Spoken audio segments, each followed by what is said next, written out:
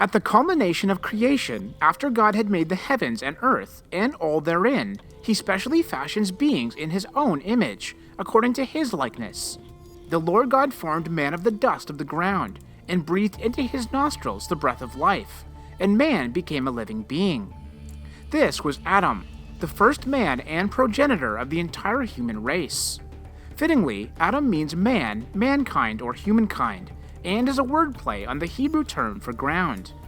Interestingly, though Adam has just been created, to an outside observer he would appear adult-like. Indeed, a certain level of physical maturity was necessary in order to be fruitful and multiply. Adam's ability to understand God's words and to communicate also illustrates that he possessed a level of mental maturity. Once placed in the Garden of Eden, God commands Adam that he may eat freely of every tree, except for the tree of the knowledge of good and evil. For in the day that you eat of it, God says, you shall surely die. Then, in a display of his creation, God brings the animals before Adam to see what he would call them.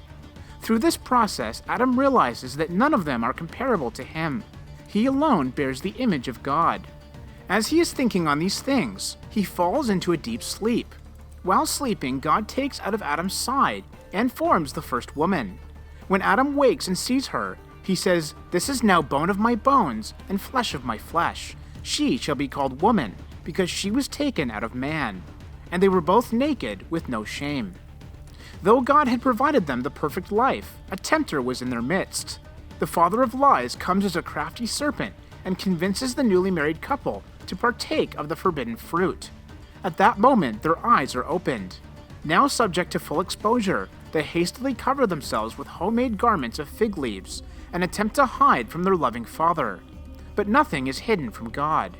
Sin has now entered into the creation, and God shows them the price for it: death. Before their very eyes, he slaughters an animal.